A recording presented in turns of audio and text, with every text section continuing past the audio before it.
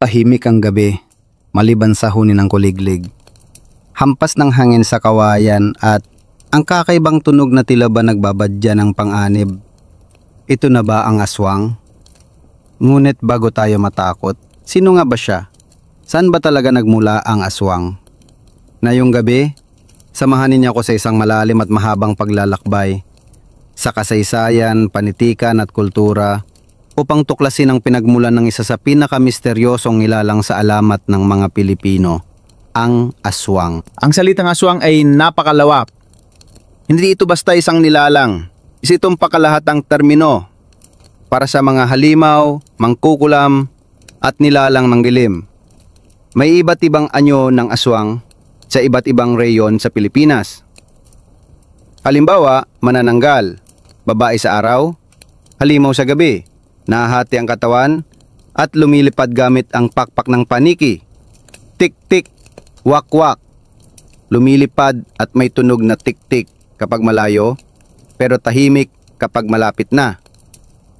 Sigbin, parang hayop, paatras lumakad at sumisipsip ng dugo. Mangkukulam, gumagamit ng mahika negra upang magdulot ng sakit o kamalasan. Balbal, kumakain ng patay, kadalasang inuugnay sa pagnanakaw ng bangkay. Sa ating kultura, madalas silang inilalarawan bilang mukhang tao sa araw, ngunit nagbabagong anyo kapag lumubog na ang araw.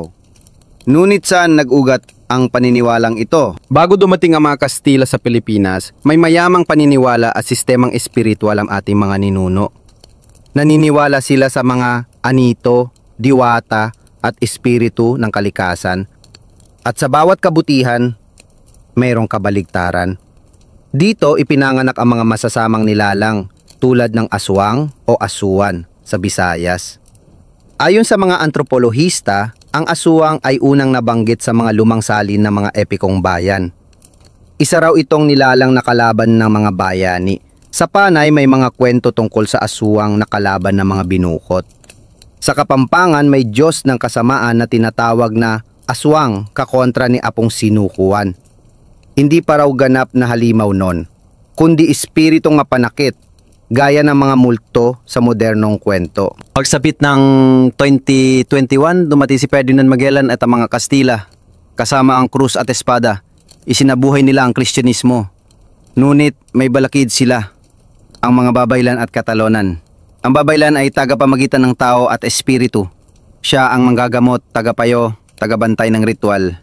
Ngunit para sa simbahan, ang Babaylan ay kalaban ng pananampalataya. Kaya ginamit nila ang kwento ng aswang upang siraan ang Babaylan. Pinakalatang ideyang sila raw ay mga halimaw, mga demonyo sa anyong tao. Sa mga tala ni Fray Juan de Plasencia noong 1589, nabanggit na ang mga Pilipino ay sumasamba sa mga engkanto at natatakot sa mga aswang. Hindi lang takot ang nadala, naging bahagi ito ng ating kolektibong kamalayan. Ang mga alamat at kwento ng aswang ay naging kasangkapan sa pagkontrol ng lipunan. Hindi lang ito simpleng kwento, ito'y babala. Huwag kang maglalakwatsa sa gabi, baka maswang ka. Pag hindi ka sumunod, kakainin ka ng tik-tik. Ginamit ito ng matatanda upang turuan ang mga bata ng disiplina.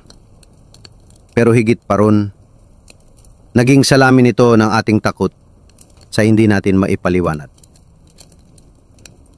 Ang biglaang pagkamatay ng sanggol, inaswang.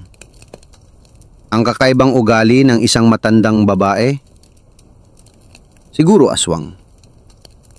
Ito rin ay naging simbolo ng diskriminasyon, lalo na sa mga matandang babae, mahirap at mga kataybang kumilos. Sa paglipas ng panahon, ang imahe ng aswang ay lumipat mula sa mga kwentong bayan patungo sa comics, halimbawa mga kwento ni Lola Basyang, pelikula, halimbawa Aswang ni Peke Galaga, Tik-Tik The Aswang Chronicles, radyo at telebisyon, TikTok at social media.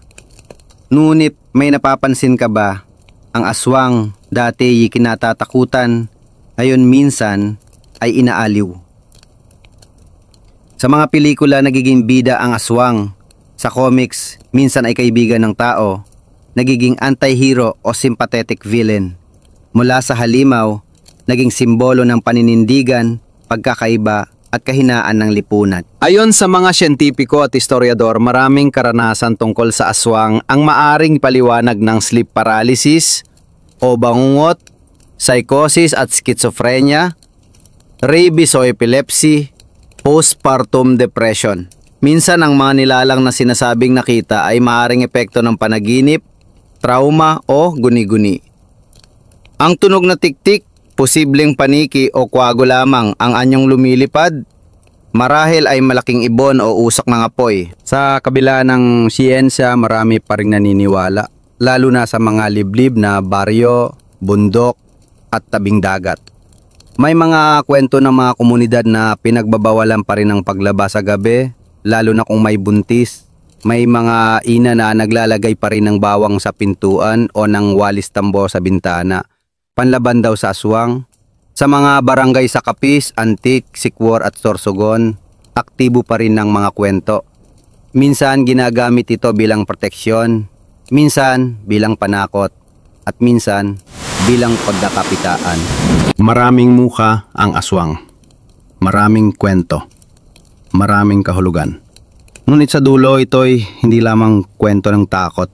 Ito'y kwento ng ating paniniwala, trauma, at lipunan.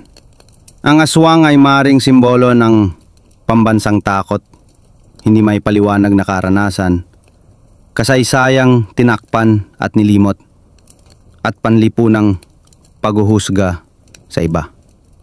Tanong, ang tunay na aswang nga ba ay lumilipad sa gabi? O ito'y nasa loob natin sa anyo ng takot, bias, at paniniwalang walang batayan? Ako po si Kailayas at ito ang Saan Nagmula ang Aswang. Salamat sa pagsama sa ating paglalakbay. Hanggang sa muli, pag-isipan natin, ang mga nilalang ba ng gabi ay katang-isip lang o bahagi ng ating pagkatao bilang Pilipino? Paalam at mag-ingat sa gabi.